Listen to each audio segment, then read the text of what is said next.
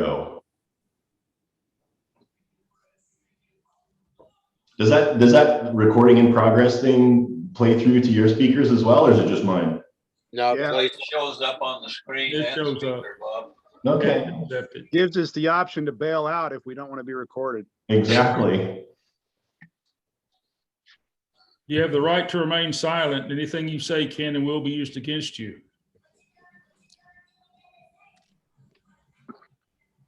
There's Ed. Hey, Casey. Hey, David, what's up?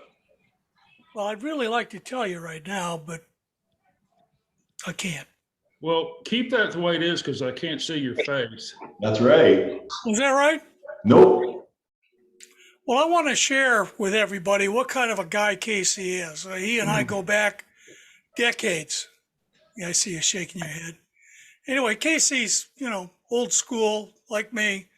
And we've gotten to know each other, but we only met recently because of Bob's get together at No, actually, we met in Carmel about 20 years ago. that was like one of the first time, well, the second time that you guys have had a chance to get back together again, Subfest. Yeah. We've talked on the phone over the years, and we never really conversed until then. No. So, well, Casey's a good friend, and he's made some very nice gestures over the years. And a recent one, he sent me a gift, kind of cheer me up. yeah, but you can't show that gift on Zoom. No. He said, and Casey did send one to me too, which I actually like. That's posted up right behind my desk at work. Guess what I showed him, Casey? Where's your picture at, buddy? Yeah, you got no video, Dave. You mean no videos coming through? Nope. Oh, I wasted all that. Well, let's see. Let's see what we can do. Show us the beast. Here we are. There he is.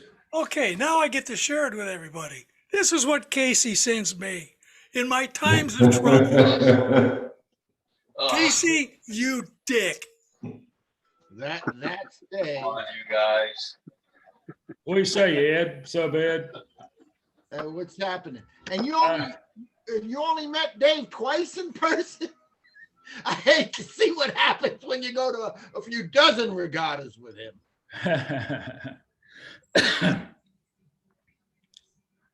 Don't forget the name that's popping up. This is my wife's Apple computer, and she uses it to write books, and that's her book name. No problem, So I'm Sandra. computer, and I'm gonna set it up for myself here soon. Anything, Sandra. Yeah, I had a sex change.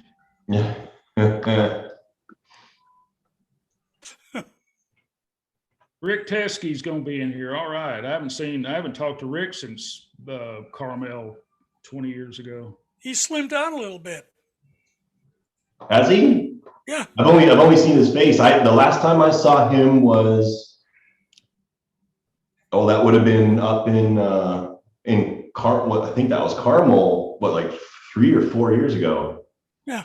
I think he's decided to live longer. I'll just say this to show you guys that I do something every once in a while. I got my 172nd behind me, and I've got the 196 that Bob sent, and I got the airbrush and cut all the holes out, and I was going to do some stuff today, but we'll see what the weather's going to do. Yeah, well, what's the deal on tornadoes over there? Oh, we're under a tornado watch until I think 11 o'clock, and there's supercells moving in ahead of the front. So I don't know. I've got my homeowners paid up, so we'll see. Okay. Hey, I want to share some pictures with you guys. It's a little early, but I can, if people missed it, they can go back in here. Let me see here. Share screen 2. Oh, okay. Is that working? Why did I lose my? Well, we got it. Okay. All right. So Ed and Steve came down from Dallas on Tuesday of last week, and Ed picked up his Alpha. I don't know if he's going to do a show and tell or not, but Jason snapped a couple pictures, so I just wanted to like share some of those with you. This was at the pond. It's like 5 minutes from my house. So these are the some of the 5 boats that I got from Dwayne Hill. That's a big 48 scale Astute, and that's Ed's 48th Alpha in the background there. And then that's a 48th Gulf 1. Oh, I like that boat. Who got that boat? That Ron Cathy got that boat. That is sweet. It actually is. It is the weirdest thing because the sail is so huge when it's, you know, when just the top of the scale sail is sticking out. It looks like an RC boat just kind of cruising, and then the whole thing surfaces. It's like the coolest thing. But that's where the missiles come out of, is the sail, right? Yeah, exactly. K129. Yeah. So this was just some of the boats that we had out there. Well, it's all grainy and nasty looking, but That's all right. Now, All right. Bob, what do these neighbors of yours think that all these submarines have invaded their pond? well, actually, I mean, you know how it is. People, they just think this is the most awesome thing ever. And you know, I have to find it. So we were talking about like young blood, right? And there's a family. They bought some. Actually, I can share this again here.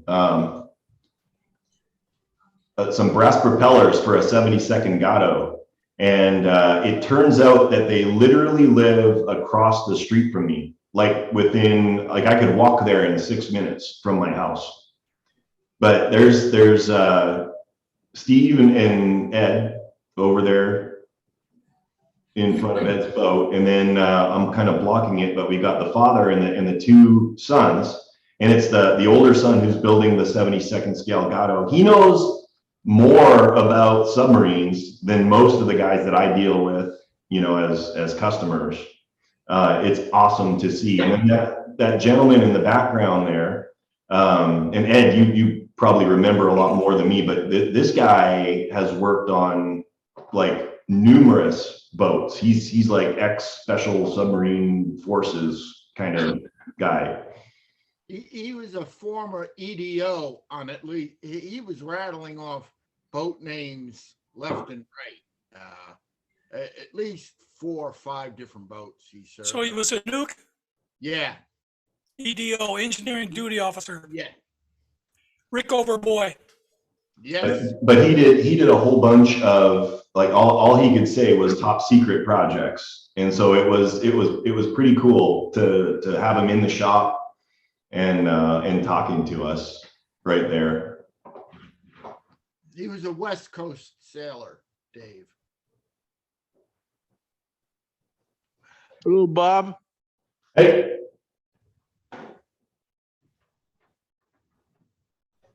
Oh!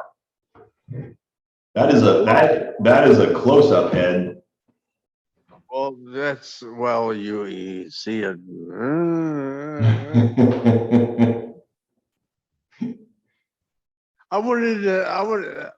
This is a little bit from the DiveTribe, but I really wanted to ask you a question, Bob.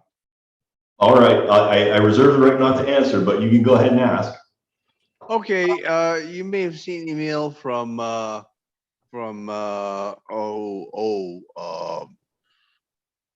who is that guy? He's in Georgia. It's Bill B. Ball. Yeah. Mm-hmm. Yeah. We're trying to get a group together, regional. Certainly not to compete. As I put a phone message out to you a couple of days ago. I replied to the email that you guys sent out. So what you wanted to do was use like the mailing list for the subskipper registration on the RC sub to reach out to people, which is fine because that's still kind of within the realm. If you didn't get that email, let me know, because I did reply to you and to Bill on that. But what I said, what might be a better plan, I'm going to do this. I'm working on my new newsletter right now. It's going to go out tomorrow. I'm just going to put a call to action for anybody in that area, and then also for Texas, because you know, Ed and Steve and me, I think we're getting kind of excited about this idea of, you know, a Texas-centric group of people getting together. But I'll put a call to action for people to reach out to you. I can put your contact information out there, and that'll reach, instead of just the people who registered for Subskipper, it'll go out to like 1,300 people. That would be great. And the reason I put that phone message out to you, because I was afraid, like me being afraid, right? But anyways, I was totally respectful of you to not interfere, that this would not be a new subfest sort of thing, but just to get the guys who, you know, sometimes we feel we're isolated, right? Either in the real world or the hobby. And it was, I think the idea that Bill put forward was there may be guys within the Georgia, Carolina area, South Carolina area, who may live 2 hours or 3 hours away and not know of each other, but trying to build up so that we can create a greater audience of participants for us to participate, not just in the fantastic hobby, but to get people out to Subfest where things really happen. If you understand what I'm saying. Yeah, yeah. Like I said, I'm gonna reach out on behalf of you guys through the newsletter. We'll see what sort of, you know, feedback that we can get from people. Yeah, it's a good idea. And there's, you know, I hate to be geographically, you know, favoritism, you know, but it's the same almost everywhere. You know, one of the biggest challenges that we have is locating people who are close enough to us that we can network in person. And, you know, I just feel super fortunate, and Ed and Steve and I were talking about this because, you know, we've found this kind of core group of people in our area, and we're within a, you know, like a 3-hour drive of each other, that we can hang out, you know, with each other. And for me, some of you have had the chance to do this, like the, you know, the New York guys and maybe the Virginia guys and stuff, but I've never had that. I've always been off in my own world, be it up in Victoria, British Columbia, or down in Naples, Florida. I never had the chance to, you know, with local people, reach out and network with them in person. So it's really exciting to me. Okay, well then, I think with your semi blessing, as I gather it, Bill and I will pursue this on our little sub forum where I showed you, I showed my submarine and gave you due credit for all the beautiful work you did on building. Oh yeah. So I'm going to expand on that and just call out guys in the Georgia, South Carolina region, and just try and pursue that, just to create the hobby. Yeah. Yep. That's not a problem. So with, you know, with that Subskipper registration, the idea was, you know, you can reach out to people in some specific manners. You just can't, you know, spam the group with like, oh, hey guys, I also sell life insurance, and if you want a good deal, let me know. I would get a little grumpy with that, but you have my blessing to reach out about hooking up with local guys. Okay.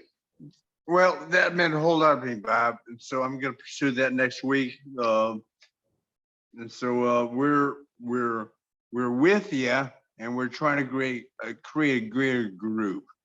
All right. Okay. Sounds good.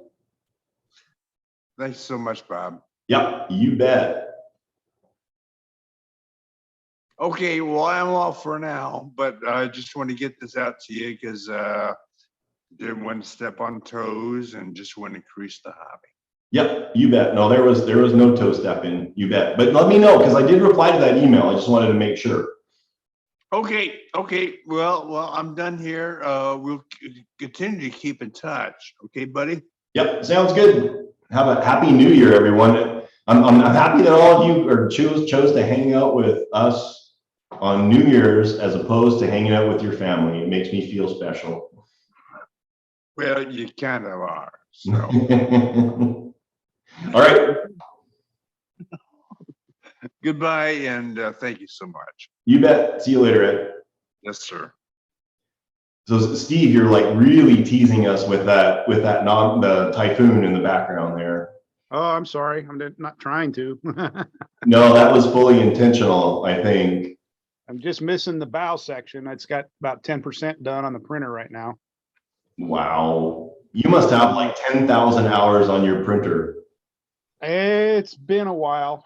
But I've stopped and started on it since I started back on, when it was back in October, September, October, I don't remember, but it's almost there. It's almost printed. So like roughly, in rough math, how long does it take to print each section of hull in that scale?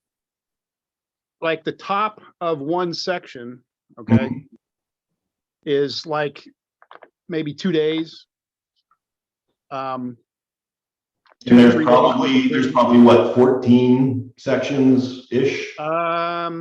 Yeah, there's about, just of the hull, the middle part of it, there's about 6 hull sections with a top and a bottom to each.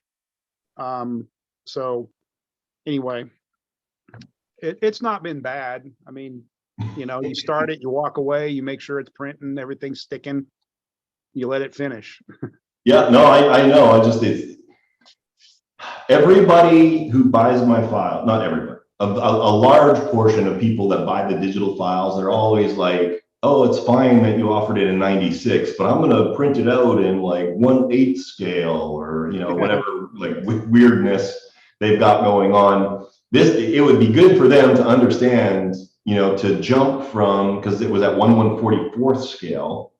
Yeah. Jumping to 1/72nd scale doesn't, oh, excuse you, that was a very loud sneeze. It doesn't add it doesn't double it. It's like an exponential increase in print time because it's volume, not length or whatever, right? So yeah, you're looking at a solid month of your printer working, basically. much longer as a result of increasing it. Mm-hmm. What happened with the link for the Ohio? Yeah, so I'm gonna share this out with you too. Did you have to take it down or something, or? Yeah, because I'm an idiot. So hey, Steve, really quick. Oh, sorry, Bob. go ahead. I was gonna ask Steve what layer thickness was he printing in? 0.2 millimeter. Holy cow, Thank you're you. printing that out in 0.2 millimeter? Yes, and everything is solid. It's 100% infill. And so I get pretty good detail on it. I get pretty good resolution out of it. Yeah. And you're printing an ASA, correct? This is ABS right here. So have you messed around with creating like slurries and using like acetone to smooth the hull? I have not. No, I have not. I'd have to do some serious experimenting with these huge parts, but like I wonder if it would be worthwhile washing like the interior of the boat, especially where the seams are, so it would melt that plastic and get it to like fuse together like a solvent. yeah. I'm just getting it printed right now, and I'm still deciding how I'm going to assemble it. And at least if I have all the pieces, then when the time is right, I've got other projects I'm dealing with right now, so I don't want to get the squirrel effect and get sidetracked by that. So I'm just trying to get the parts printed. To me, I'll look after it for you. Just one of the biggest things that I found with the printing of this ASA and ABS is that first layer. It's absolutely imperative Yep. that it be squished onto the bed. Yep. even with the, you know, the adhesive that you try to apply to the bed to get the parts to stick. If that first layer isn't stuck down on there, it's going to come right off. Yep. It's going to fail. And I've had my fair share of it, but I've learned to watch that first row as it's printing and make sure that it's adjusted for the right height. And when I do that, I don't seem to have any trouble out of it. I've seen guys, you know, especially if you got an aluminum print bed like my Wasp is, they'll let the first layer print, and then they'll take thin CA and they'll glue it to the build plate, so that when that, you know, goes up, because you can always chip it off, right, with a scraper or whatever afterwards, but they actually use like CA glue to glue it to the build plate. Well, I'm just using the glass build plate that came with the Ender 5 Pro or Ender 5 Plus and the Magigoo, and I've not had any issues with it as long as that first layer is good and squished onto the bed. I got some new bed adhesive stuff I need to tell you about, because it's got double the grip that Magigoo does. Really? Yep. Well, there's different levels or grades of the Magigoo, and I got some that was for like nylon. Never again. It pulled chunks of the bed loose trying to get the part off the bed. It was not going to let go. Okay. All right. And so there's a fine line there between it's stuck when it's hot, and the moment it cools down, it just pops right off. And I ended up flipping over the build plate because of the pockets I created on it from trying to dig the part off. Understood. I've been there and done that. Yep. Yeah. All right. Yeah, I want to share. So back to your question here. So I released the original file for Ohio. You guys can see this, right? Yeah. So originally I had split this, like, where's my layer here? At the water line, like right here. But that actually limits the size of the cylinder that can go in this at 1/144 scale. And I know you don't care because you're going to print it at like 1:1 scale or whatever's going on. But for the vast majority of people that print this at 1/144 scale, it limited it to a 2.5-inch cylinder. So I've completely reworked it, and there was a couple of reasons. So are you guys familiar with CC Clark on my forums? Yeah. So he's the resident like 3D printing expert, but over and above that, he's also exceptionally experienced when it comes to submarines. He let me know that there were some errors in this file, and this was gifted to me by a customer. I don't know where it came from. It's not, I had to do a lot of work to make this, you know, suitable for RC, but there was originally a hatch right behind the sail, which apparently doesn't exist. There was a door in the sail, which didn't exist. So I had to take all that out as well. The main flood vents, vents for the ballast tank, MBTs or whatever they're called, whatever they're called, are wrong in this, but I'm not going to rework them.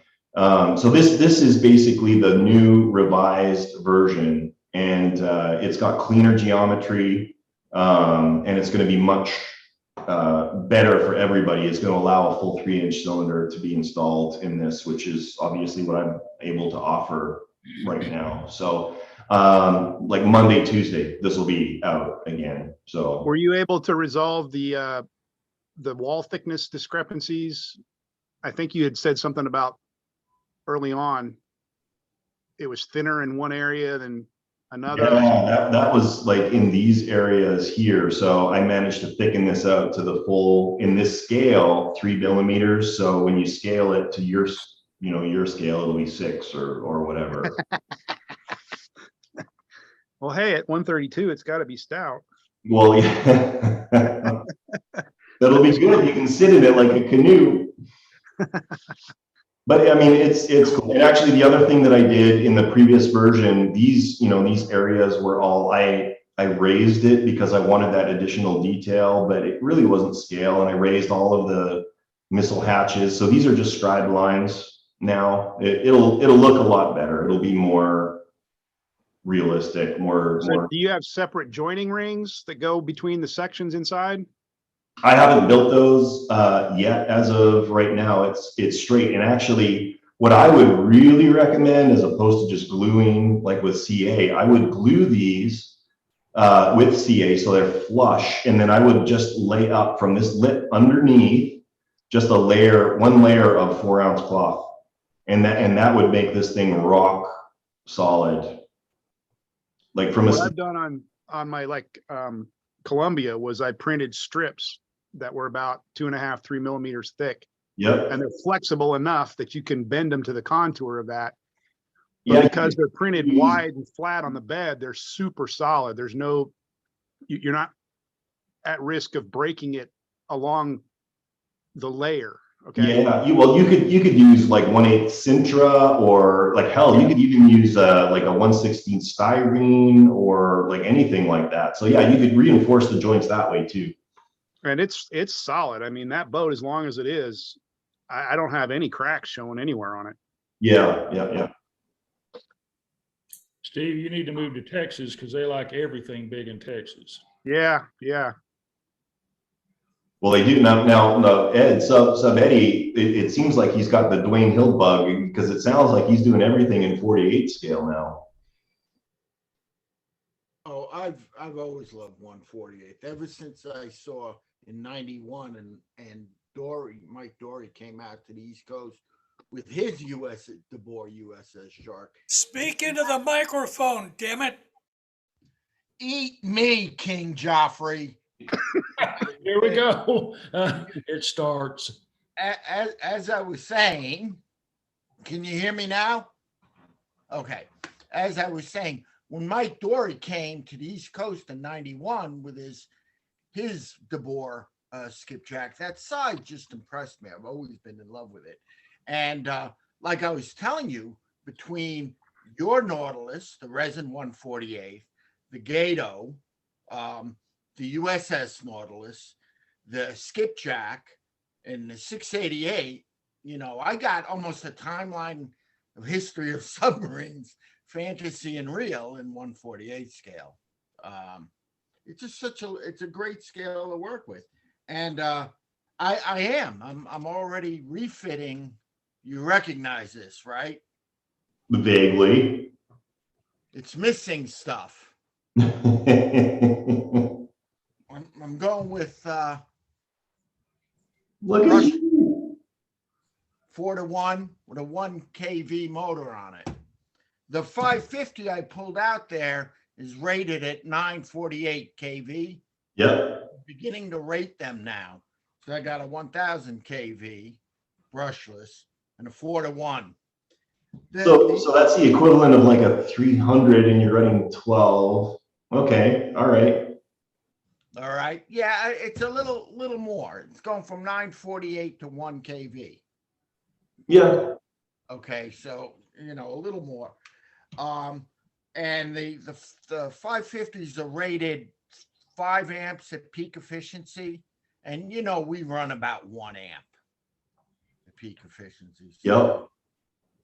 It's the beauty of brushless motors. So we had, at that time, I don't know that I went into it. So we had three boats out: the Astute, the Alpha, and the Gulf.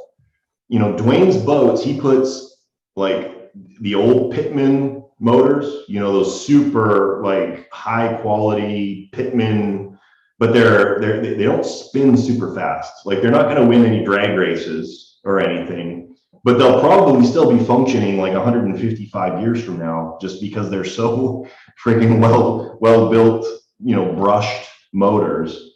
But it'd be interesting to see, from a scale perspective, what that switch to brushless is going to do.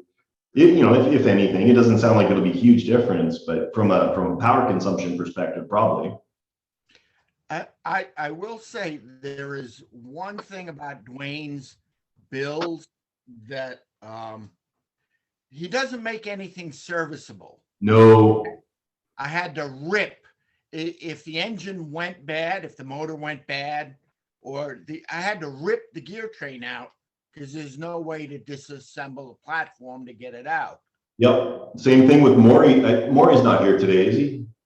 Maury's cylinder, he sent it back for refit, and that was the one in that Type 9 that I filmed where it was coming out from underneath that culvert. Yeah, I'm here, Bob. Oh, there you go. Yep. That motor bulkhead is basically designed so like once that motor is installed, it's installed. So it's just, you know, Dwayne builds amazingly well-engineered cylinders, but they're just not really designed, and that's probably why you sent it to me. They're just not really designed for serviceability. Well, and Bob, you know, when I first got that boat from you, the cylinder was the ballast tank portion was adhered to the remainder of the cylinder with black plumber's tape. Oh, Now, I don't remember that. and I just kind of ignored that, and it worked for a while, but after a little bit of time, everything started going to hell. Gotcha. Well, we checked it, and we had that thing in the test tank. We water tested it, and it did not have so much as a bubble under pressure in our test tank, and everything is working. So you should be set now. Well, that's good, because I tell you, that Type 9, my favorite boat. Yeah. Yep. Favorite boat. So this brings us up to a topic. I totally kind of forgot about it, and maybe we need to queue this up for next meeting. But it's one thing to have boats, and it's another thing to store them. So we talked about, you know, 48th scale boats. You know, part of the reason I got those 5 boats from Dwayne was because he was moving to a smaller house, and he had a fleet of 25 submarines and surface craft in 48th scale. So obviously that takes up a fair amount of real estate, and he had to, make some difficult choices about which ones to keep and which ones not to. But like the question is, where does everybody keep their boats? And there's a few things to this. There's the actual physical space requirements, but probably the more important thing is the majority of us have significant others that may or may not embrace the hobby to the same degree that we do. So do they allow your boats out, you know, on the coffee table and over the mantle, or are you relegated to, you know, attics and garages? So I would love to hear input on that particular topic. Well, Bob, my shop is the third stall of my garage, much like you had in Florida. Mm-hmm. So I don't really have an issue. I just keep my boats covered up in cheesecloth, you know, when they're not running. So how many boats in your fleet right now? 4. 4. Okay, and on top of that, you put all this work, all this weathering, all this detail, and you cover them up. There's no thought of display. No. Well, here's the issue. You know, I want to protect what I've done. And in the garage, I have a heated and air-conditioned garage. So Right. I'm fortunate. But, you know, there's dust, there's dirt. Yeah. And when they're not running, when I'm not working on them, I want to keep them covered up. And frankly, most of my friends that come over, they're curious about them. They don't get it, you know? Well, that's the question I think I was trying to work out with Bob. You know, not only storing, but there are those people who do want to display. I'm kind of the same opinion you are, Maury. The only time I'm really out with them, unless it's the real museum quality look, like that Beluga or something else, which is nice and small and can sit on the shelf, you know, the one night. But, you know, this monster LA I got sitting that you guys are sitting on right now, you know, Beth is going to freak if I mount that in the living room. Yeah, where do I put my 6-foot Type 9? Yeah. You know? So those are the questions. Yeah. I wish I could look at it every day. Every day, I wish I could wake up and walk in the living room and look at my Type 9. I can't. We The weren't answer is fortunate put it in the like guest Dave, bedroom. like Dave there to have married somebody like Ellie, who is so supportive of the business. But you know what? Guest bedroom. Around Dave's house, I have to say, I mean, they were stacked in the dining room, but they're in boxes. It's not like they were displayed everywhere, you know, so, you know, I don't know that it was like the submarine haven at the Merriman household.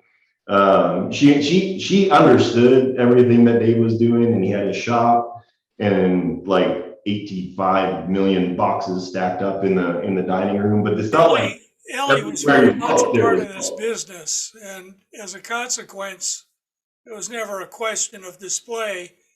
It was just an element of the household. So Mhm. I really can't have much sympathy for the rest of you guys who have to make peace with people who are perhaps not as enamored with these things as Ellie was. Yeah. You know, And I'm lucky because I can't contribute. I've got the shop now, and honestly, you know, I've got display space. I only own personally now like 3 boats in various stages of completion, but I got lots of space to display them there, and I see them every day. So I can't really, you know, subscribe to the same battle that you guys may or may not be facing in your households, but I can see Rob, he's got like a man cave in there, and it's just like boats everywhere, bolted to the walls. And you know, and the thing I'm most proud of is my first build that I did alone was my upholder. Mhm. It's a beautiful boat. I love it, but it's in the garage. Yeah, Bob, I took a count the other day, and in fact, if you can't hear in the background, I got another boat coming. I've got 17 of them in this room that are at least 1/72, if not larger. And I've got them all around the perimeter. You can see where they're up against the ceiling and then on the cabinetry. And it's not cluttered by any means yet. Again, I have then, as you know, I got a 1/48 scale arc model coming, which is going to be another 55 inches. And I found a spot for it. But I do have close to, if I were to count them all, at least 13 that are 3D printed, another 4 to 5 that are actual kits that are in the 1/72, 1/92 size. So it can be done, and this room's only 12 by 12. I'm building them on creative storage solutions. There you go. a 2 by 3 foot table is what I build them all on. So it can be done. It's just, you have to organize. Plus, I got a wife that loves the hobby. She enjoys coming into my room and just studying what we're doing here. She actually follows this stuff. She looks at the YouTubes on it, how they're built. We sat down the other night. We watched Dust Boot together. You know, The greatest movie. She's into it. I got it made. That's a keeper right there. She can That sit. is a great one. Bob, you ought to give her a complimentary DiveTribe membership. That's awesome. Hey, out of curiosity, did Vaughn show up? I can't tell. Let me see. I don't even know if I can. Yeah. Vaughn Schmidt. Yeah, there. Yeah, I'm here. So guys, this is the gentleman that built that monstrous Typhoon that I posted up on the forums. Have you guys all seen that? No? You see that? It's like, now is it, gosh, I'm trying to remember. Was it 27 feet or 23 feet? Yeah, 27 feet, 3 inches.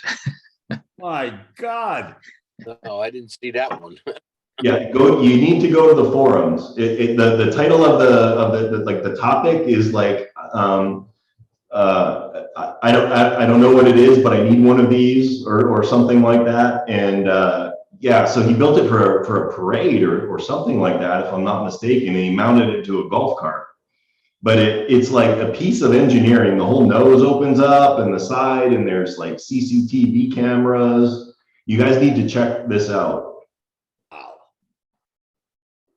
Yeah, it was kind of a fun project. I've just always loved submarines from a young age. And a friend of mine, actually, his daughter was getting married and she wanted a submarine at their wedding, if you can believe it. Strange, but true. Another member. That's awesome. Yeah, so I built it for them, and I probably went way bigger than they planned on, but I have a pirate ship that I built, but I really couldn't move it around. So I figured the submarine needed to move under its own power. So I decided to build it so I could open up the nose and drive the golf cart in. And I drove it about 2 miles to the wedding down the road. Of course, I had to have spotter cars, but it's kind of made like the old airplanes, with a wood structure. And then I used foam and used a hot wire foam cutter to cut it. I do want to actually put it on the water, though, up here in Texas somewhere. That would just be hilarious. But I figured I have to put it over a jet ski to maybe drive it around, but then I have to worry about the exhaust inside. So then I thought about getting 2 electric trolling motors and mount them inside, and then I'd have a radio controlled one. So I'm pulling up the thread because I posted pictures. Hold on a sec. I need to share this with people because it absolutely deserves to be shared. I really have a question. You drove this down a public road for 2 miles? yeah, so I had a lead vehicle and a tag vehicle, and then I had my friend out in the road, so I had a radio. When I first drove this, you can see on the mast it has 2 cameras, and I hadn't mounted the camera up on the windscreen yet, so I was looking at the camera on my lap.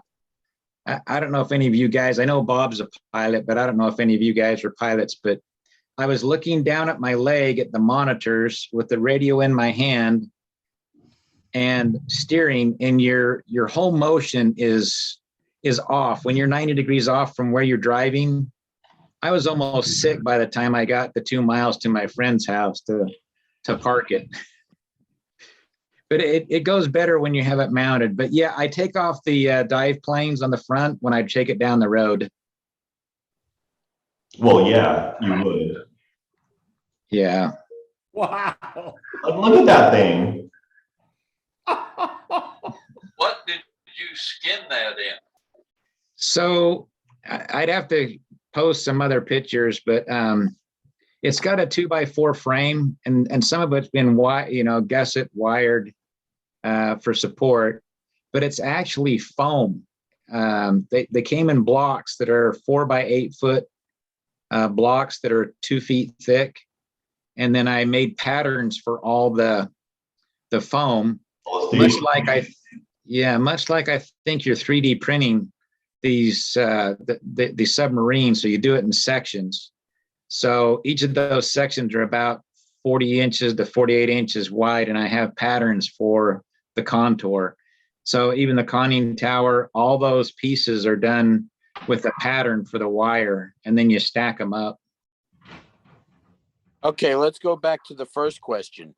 Where do you keep it? I know it's not under the coffee table. You have a picture of that, Bob? Yeah, right here. It's looked like stored in the garage.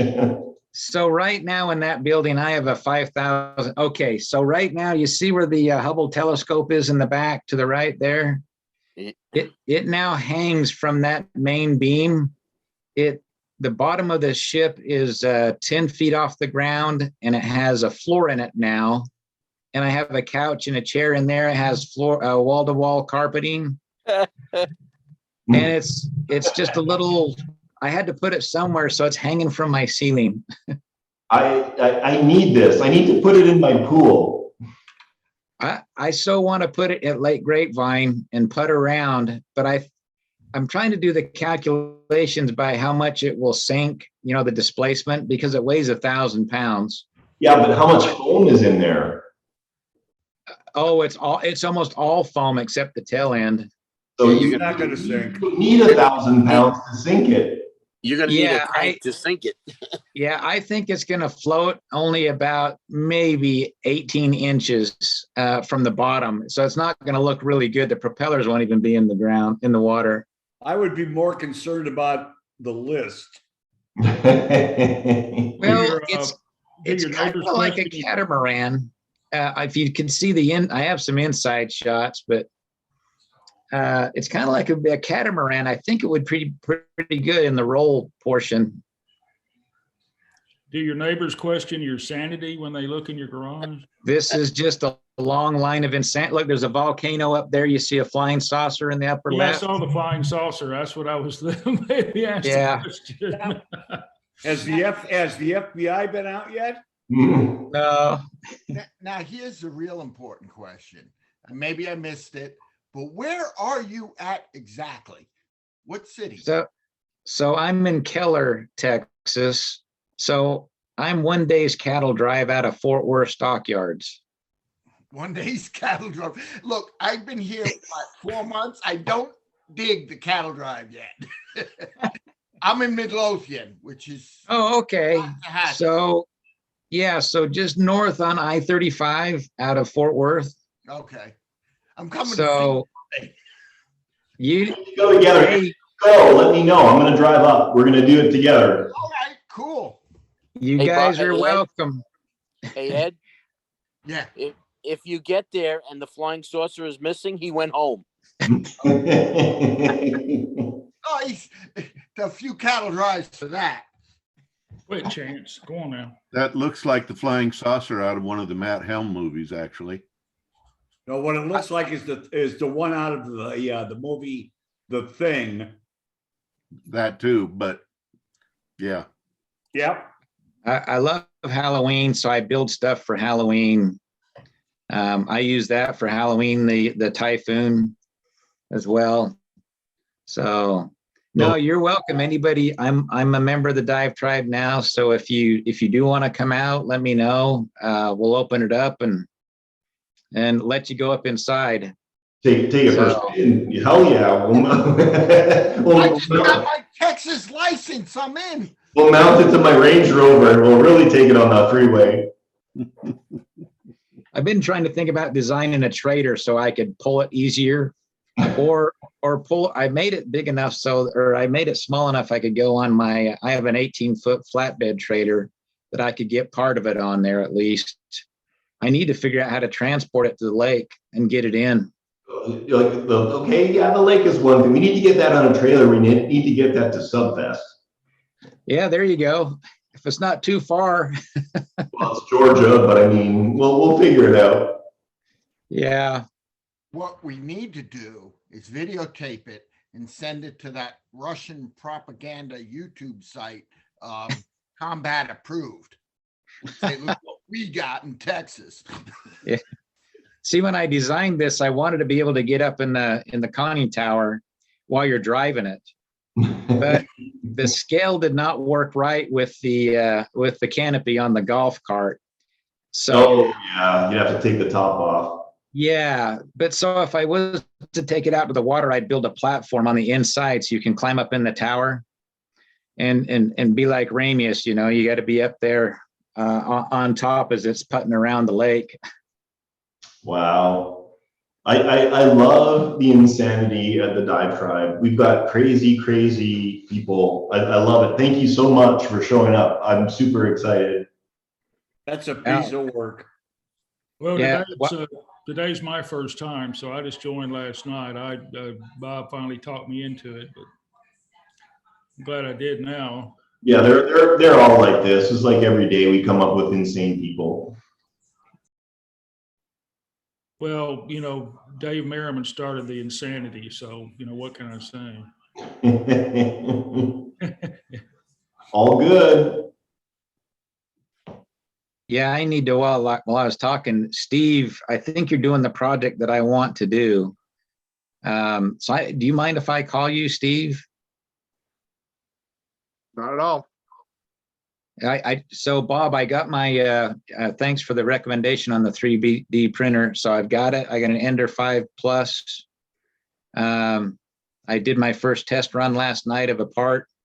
And what's interesting is I never heard of this lifting thing. I'm watching it print and I'm like, why do those lines not look right? And I realized that my piece, now I'm printing with the PLA that they sent with it, it had peeled up on the side. And so I was trying to adjust for that. So I paused it and taped it down and continued on, and it seemed to work. But I got a strong learning curve on this. But Steve, it sounds like you're going through this, and somebody asked a question. So I wrote down a question for you.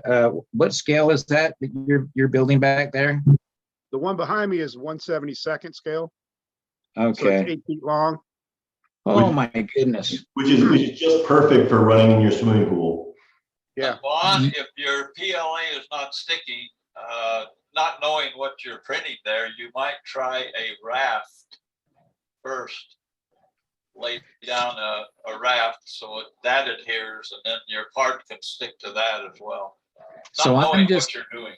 yes, I'm just learning this. It was what was in the software. I assume a raft, it laid down a layer, which I thought, well, that's really, really crappy. You know, what's the word I'm looking for? It seemed really rough, but then I realized it was probably what you call a raft because it then started building the part on top of it. Yep, there you go. Yep. I just So- I have an A350, which is a 12 by 12 build volume for the platform. And what I learned for large area prints, it's critical to level that bed, to take the time and level it, and to do it with both the bed hot and the nozzle hot at each, because it has the automatic checking, the A350. Okay, so I heated everything up and I let it do the automatic to the last one. It was still hot enough to run the 0.1 millimeter paper test, but do it hot, because I have an aluminum bed too, and it will contract.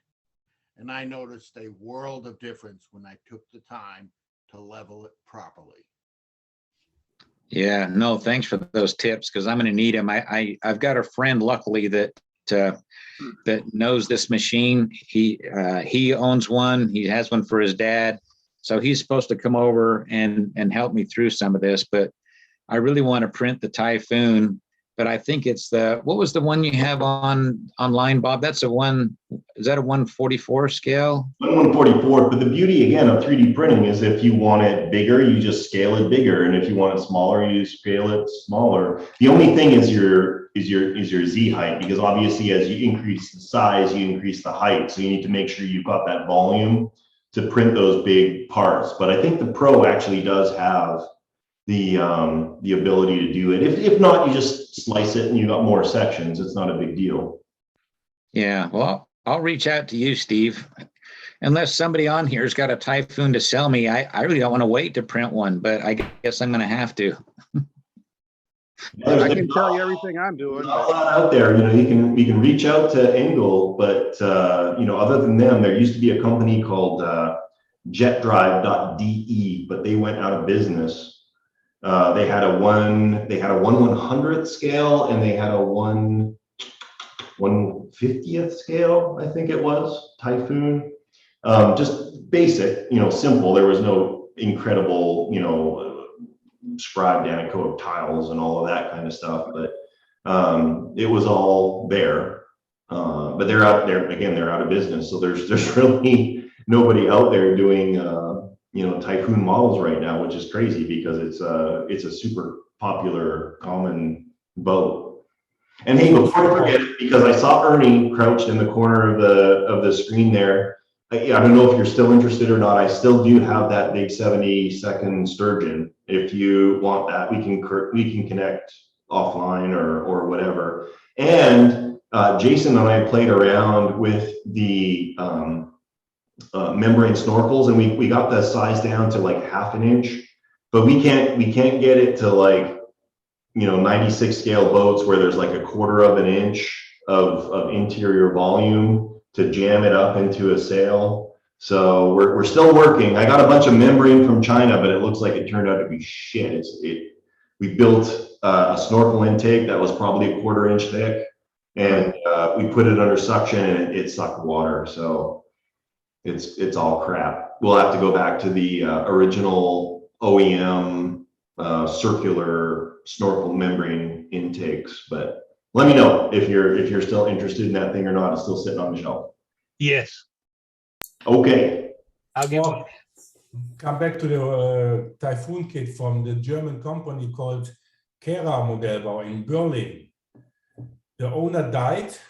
The son took it over, the business, but not with so much fun. So what I get it from some guys. He was really, he doesn't want it actually. So that's why they don't sell anymore the Alpha, the 2 Typhoons in one 100 scale, one 150 scale, and what was the third? Fourth? I wonder if that's the same company. Yes, it is. But still in business, but no submarines at all. So what are they doing with it? You know, let me know if I can talk to them and I'll buy the product line off of them. I will write them an email, okay, Bob? Yes. Yeah. And they had also a Victor. They sold also a hull kit and Alpha and 1 to 96, 1 to 100. But I don't know what's happened. So far as know, he had a connection to a Russian modeler somehow. This was the last information. I will keep in mind and will send the email to the company. Yeah. Let me know. Like the last I reached out to them, I think I got the last 1/50th scale hull that they produced, and that's it. They said we're done after this. And let's come back to the storage from submarines, and so they are surrounded about me because I'm addicted to it. I love it. It's a passion, and I can't do it like I put off my jacket and put it somewhere, and then it is away from my eyes. It doesn't work for me. So I have always a connection to them till I die, I think. So that's it for me. To store, I have in my bedroom, I have now a table built of, have to see. It's my way. You said you have submarines in your bathroom? No, in my sleeping room. Oh, okay, in your bedroom. Because there is a table, and because I have not a so big cellar now. I got a bigger one, a little bit bigger, but still too narrow, like always. Mm-hmm. That's it.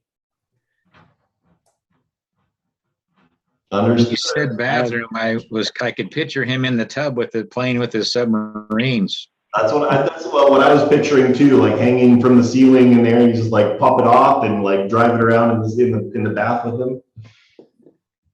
You know, there are some things we really don't have to know about you guys. I'm lucky. All the finished boats I store in the house on shelves, on display. My wife actually loves seeing them. She actually helped me write the code for that latest Type 7. Her and I both wrote the code for it. There you go. Those are keepers. There's a few of us. We got some keepers. I don't know. I think Ken that we met at Groton with his girlfriend, she's the keeper. I mean, how many women do you know will dive in the water to find your sunken submarine? Yeah.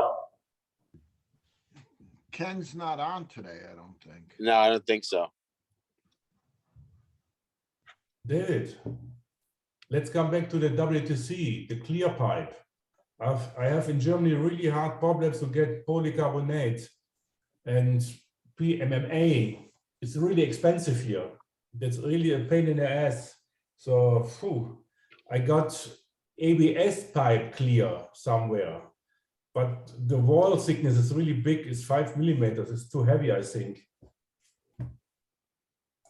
So if we're talking about cylinders, the Yes. line of cylinders, and Jason said he's going to share some video of our cylinders. So like 20 of you guys ordered cylinders, and we're plowing through as best we can. We started to ship them out already. But the wall thickness is, in imperial, 1/16 of an inch, so it's probably about 2 millimeters. It does not need to be significant, for watertight cylinders. Dave's old, like D&E 3.5s, those were 1/8 wall, if I'm not mistaken, right? So basically, the acrylic would be rated to like 100 feet of depth if we were to really dunk it in the water there. And if anybody is lucky enough to have a Thunder Tiger Neptune or the Seawolf, that's like 1/4 inch wall. Like those would literally be good for like hundreds of feet of depth. It's ridiculous. And on that note, I was lucky enough to get so there's the Thunder Tiger Neptune, and then there was the Seawolf, which was like the next version of that. I got one of those, not the newest version that's like $18 million, but the one generation orange ones, one up from there. So it just showed up like on Friday. I'm super excited to open that up and take a look at it. But talking about thickness, your cylinder walls do not need to be exceptionally thick. If we're operating at, typically less than 5 feet of depth, 2 millimeters or 1/16 is more than enough. A cylindrical cross section is exceptionally strong in terms of resisting pressure inside. So you don't need super thick wall. You're talking about that Thunder Tiger. That friend of mine wanted me to find the leak in his, and I'd never seen one before. I'd never messed with it. I couldn't believe how thick that was. It's amazing. And the end caps are the same thickness. It's like they designed it to go like 100 meters deep. It's insane. Yeah, it was just amazing how thick that was. It kills me that they didn't, keep up with it, but it's a challenging, niche hobby to get into. And if they didn't penetrate it as deeply as they wanted to as a bigger company, I could see them, going in different directions, which is unfortunate, but it is what it is. David, the normal clear pipe, is there any issues if only used as a WTC? Okay, I know there's a little bit the cracking maybe if you have unlock. Is there, if you make 2 end caps, only to put it end caps without pressure, they will work? Or are there any problems with the normal plexiglass, I would say? Acrylic. So Dave, your cylinders were all polycarbonate, right? No, the normal stuff, not the bad stuff, I would say.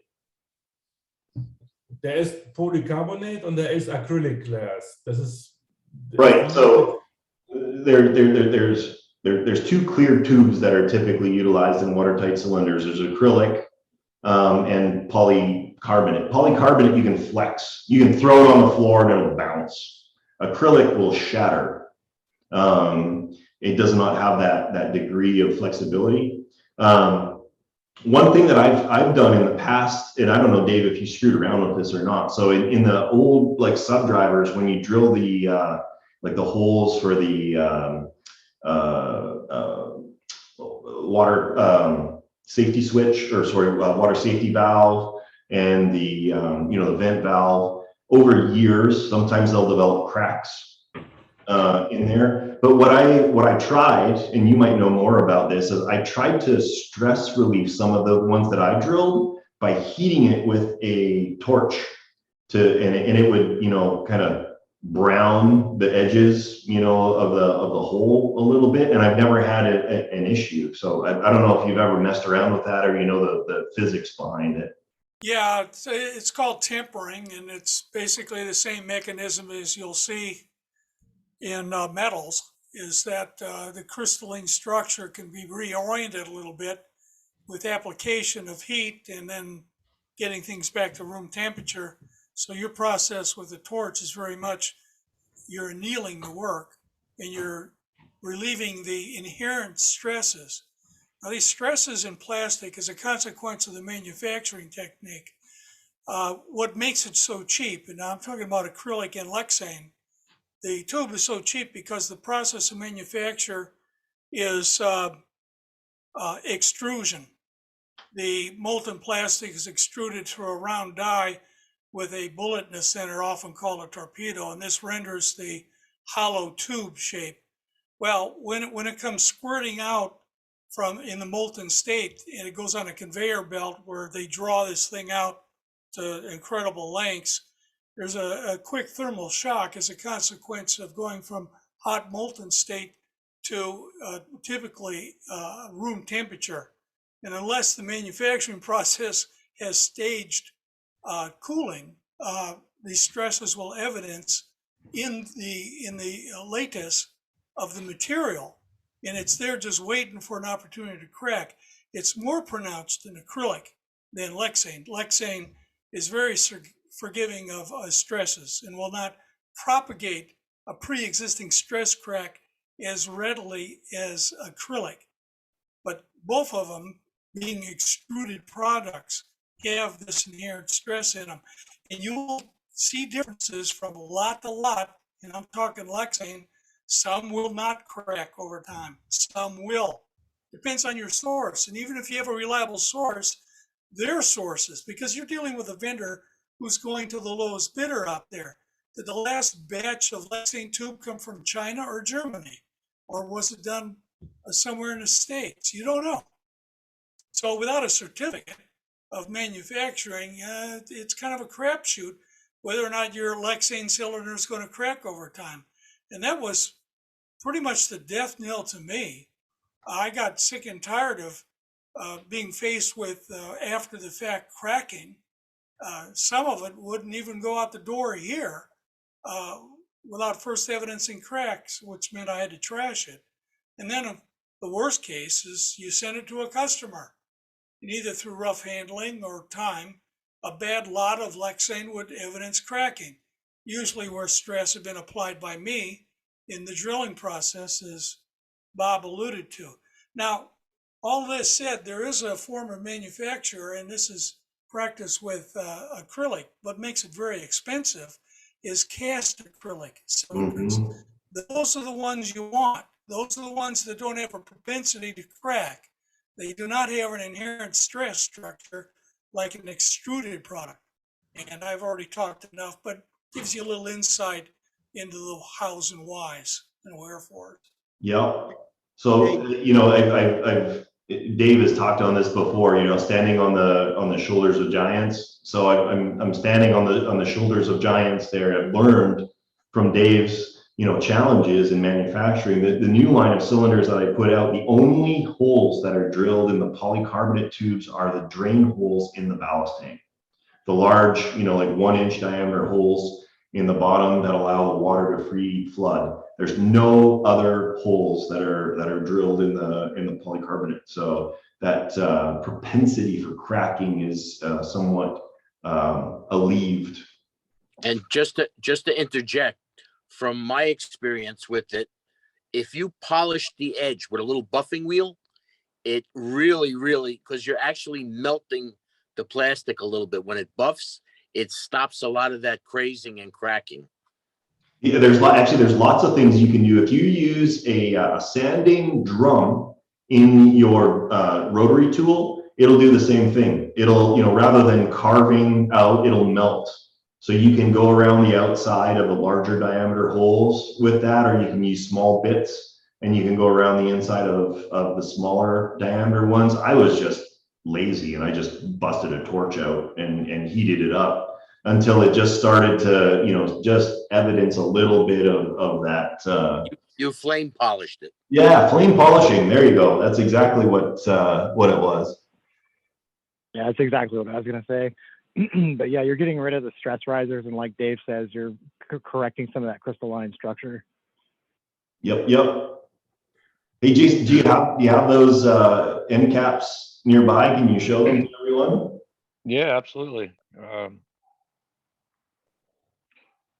Got 6 of the pumps here and a bunch of servo bulkheads all wired, ready to go. So we'll have at least 6 ready to go first thing Monday morning. Ran out of parts for some of them, but once we get some more stuff printed, don't mind. We got a push down a couple of the seals, but these are already wired up, ready to go. Power. It's got to hook up some IS switches and go from there. Yeah, super interesting. So I'll touch on the IS switches and the MM9s before, but you guys as the DiveTribe members got first crack. Nobody other than DiveTribe has had access to the new cylinders as of yet, but I'm working through a backlog of over 20 cylinders right now. So you guys were exceptionally busy, or you've got lots of cylinders planned, for the future. So we're plowing through those as quickly as possible. Initially, the idea was, and the way that I priced it to you guys, so thank your lucky stars, was it was going to come originally in like a quasi kit form where you get like the pre-assembled bulkheads, but you have to put it all together. When you get them now, I took a page out of Dave's book, they're all going to be completely assembled and tested for servo operation, motor operation, and watertight integrity. So the entire cylinder will be ready to go for the final installation of your, batteries, your receivers, and then your, pitch controllers and whatever extra stuff you want. So basically you guys saved about I'm thinking like $250 at least over what the final retail price will be. I also, by the way, got an email message from Kevin McLeod, and he's saying this whole circuit board shortage in the world has now hit us.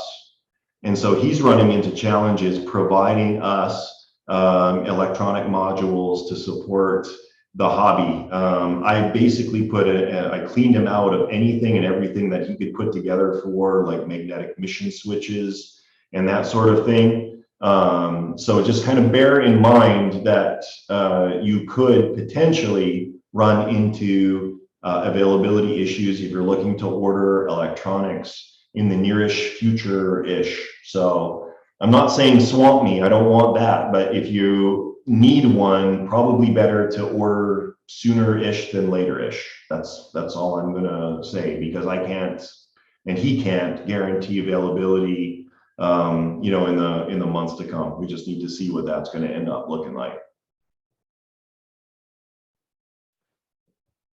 Bob, Yeah. speaking of that, your opinion, I kind of had a thought that the cylinder. Speak up, Ed. Hello, can you hear me? I can hear you. Dave's just hard of hearing. Okay. The I can't cylinder hear of me the either. Alpha is going to make a choice addition for using in the Vanguard, I think. I think it's close enough fit in the 196 Beck Vanguard I got. So it goes a long way to conserving resources such as upcoming printed circuit boards. Yeah. I was kind of looking at this thing, and I have parts that I'm putting in here that I was going to use in Beck's in Max Vanguard. But why build a whole new thing when this will fit in both? Yeah. So, I mean, obviously you guys know the overarching idea behind a removable watertight cylinder is that it would in theory be transferable between boats, right? But the catch is they need to be of roughly equivalent ballast tank requirement in order for it to work. The crazy thing is, in my experience, most people will elect to purchase a dedicated watertight cylinder for each boat, regardless of the ballast tank capacity. And I don't know if that's just because you want to make sure that the setup is very, very specifically suited for that boat, or people have money to burn. It's the same thing with radios. In theory, you could have one transmitter that could control multiple boats. But most of the customers that I deal with will have a dedicated transmitter and receiver for each boat. So I just thought that was super interesting. The overarching idea that you've got I can speak to that, and I don't like the hassle of swapping a cylinder. Even if it only takes me 3 minutes to go from boat A to boat B, when I'm there at the regatta and I got my stuff on the table, I want to go play. I don't want to, play tag with one cylinder between 5 boats. Totally valid. Totally valid. But again, it's one of those like sales features, right? It's like, oh, you can run this cylinder in multiple boats, but in practical application, very few people do. So I found it super interesting.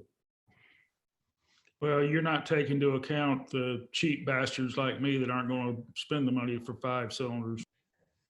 Well, but then you're limited because you need to have a boat or boats of the same, beam, length, and ballast requirement. So you're limiting yourself to what you're going to be able to put in your fleet. Now that doesn't matter so much if you are a fan of modern U.S. nuclear submarines, right? And you've got a Virginia class and an LA class, and they're all roughly the same size, and you can put the same cylinder in. But if you want variety, then you're kind of stuck with multiple cylinders of different diameters and that kind of thing.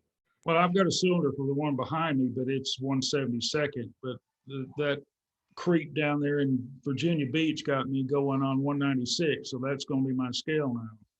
Yep. I do want a rebuttal to Dave, of course.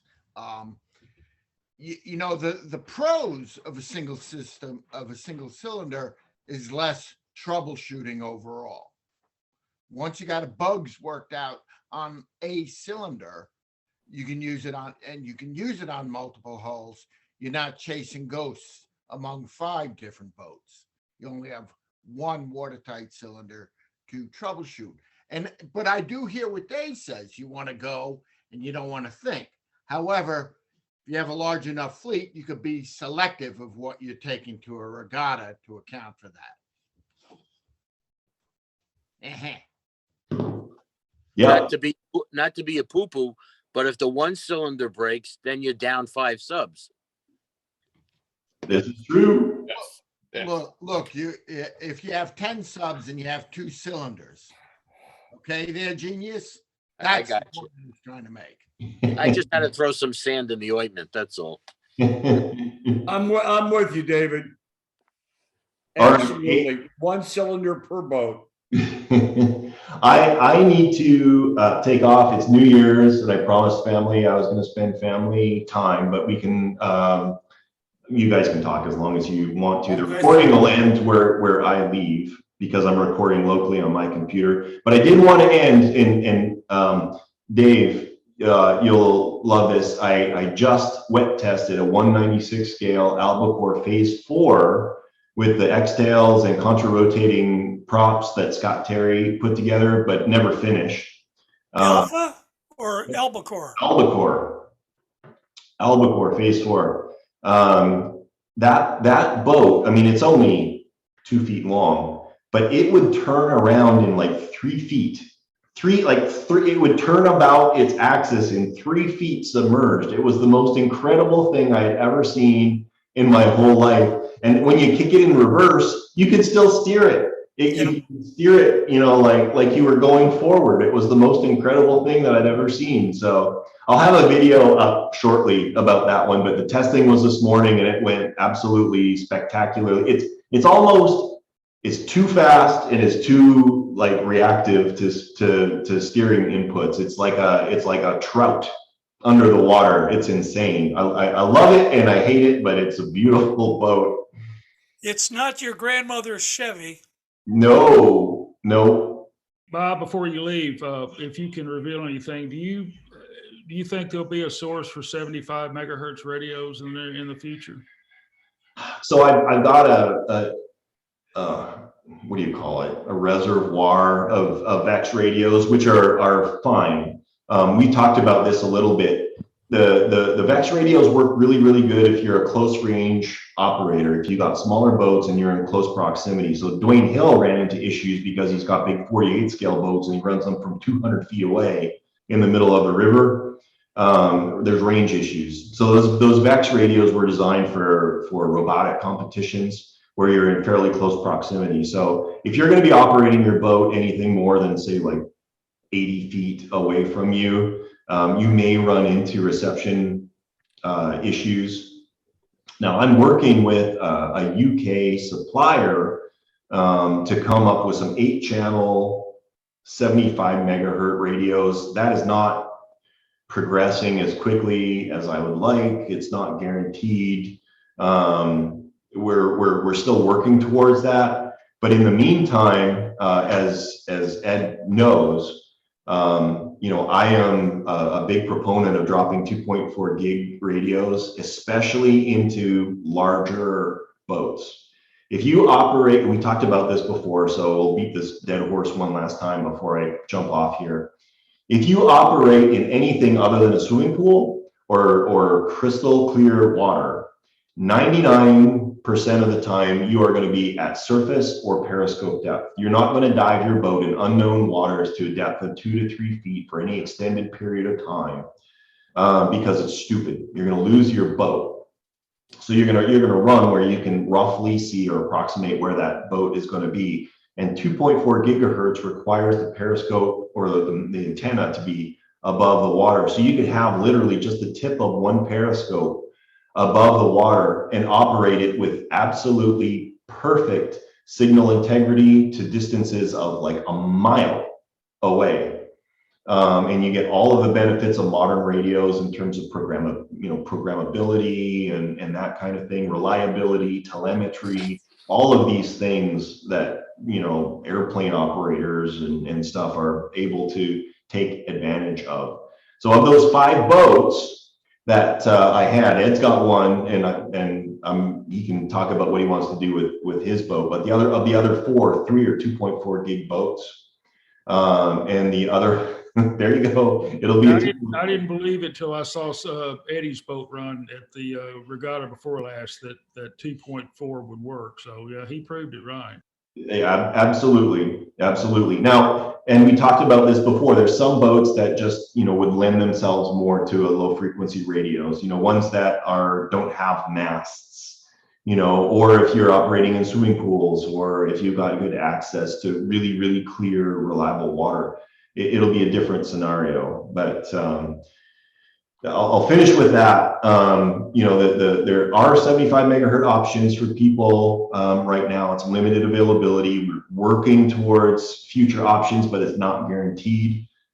But 2.4 is a viable option for the future. And I'm working with some people right now that will actually allow full submerged operation of a 2.4 gigahertz boat, and probably in a safer and more reliable manner than even a low frequency radio. So I can't give away too much more than that, but we're trying to move forward with the hobby and solutions for us for the future. Thanks, Bob, and Happy New Year. Absolutely. Happy New Year to everybody else. I'm going to take off, but I'll keep the meeting running. You guys can hang out and chat as long as you want. Happy New Year. Thanks, Bob. Happy New Year. Happy New Year. Happy New Year, guys.